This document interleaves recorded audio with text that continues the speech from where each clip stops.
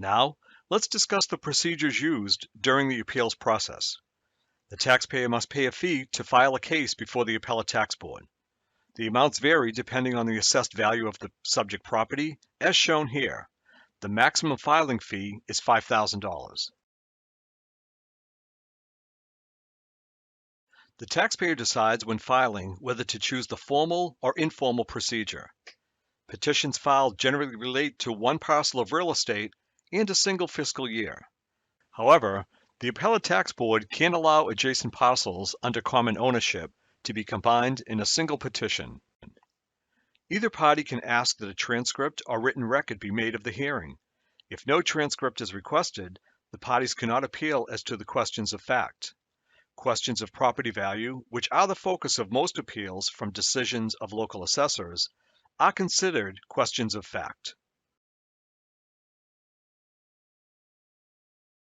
The formal procedure means that an abatement hearing before the ATB is conducted as though it were a trial at court. The rules of evidence are somewhat more strict under the formal procedure as compared with the informal procedure. Evidence must use appraisal theory to show that the assessed value of the property is higher than the market value of the property. If a taxpayer presents an appraisal report to demonstrate a lower value than the property was assessed for, without producing the author of the report to be cross-examined, the ATB will usually strike the opinion of the property's value stated in the report. The taxpayer may nevertheless rely on comparable sales included in the appraisal report to support his or her own opinion of value. Taxpayers may also use the assessed values of comparable properties as proxies for fair cash value, for the purpose of showing their own parcel is overassessed. However, evidence of comparable assessments is weaker than the evidence of market sales in establishing fair market value. Under the formal procedure, either party can request that the ATB write an explanation of its decision to grant or deny abatement. This explanation is called the findings of fact and report, and sets out the evidence that the ATB relied on in reaching its decision.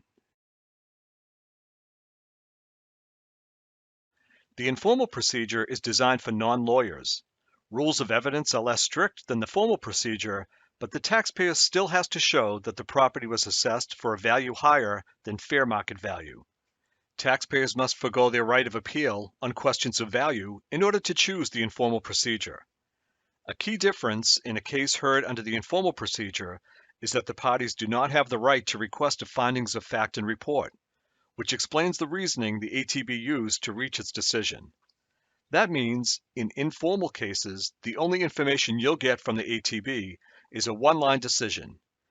Decision for appellee, which means no abatement, or decision for appellant, which means the ATB found a fair cash value lower than the assessed value, with the tax attributable to the overvaluation ordered to be abated.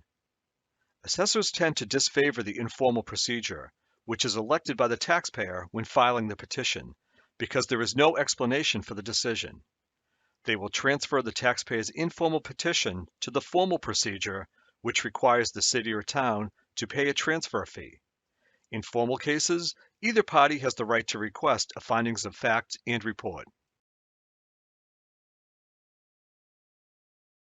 The general rule is that the taxpayer has the burden of showing that the assessed value is more than the fair cash value.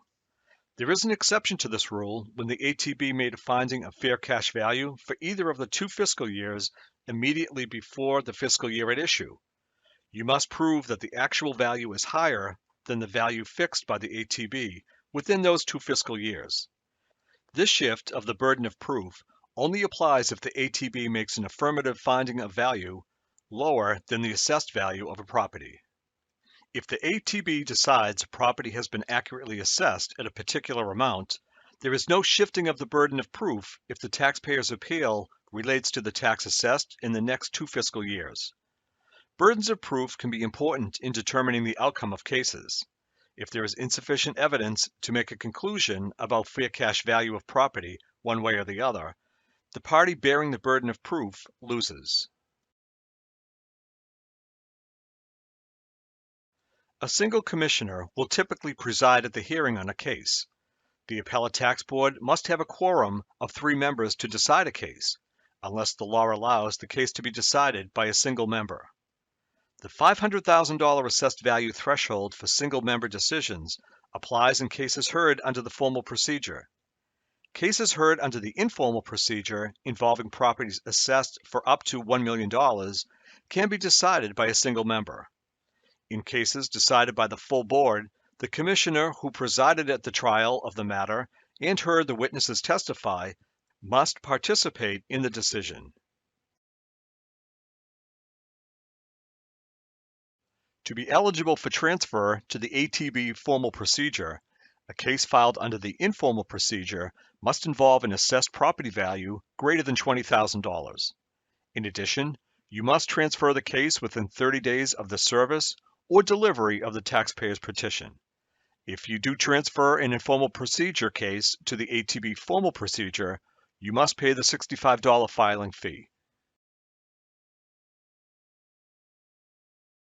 Taxpayers with property located in counties where county government has not been abolished have an alternative venue of appeal to the county commissioners.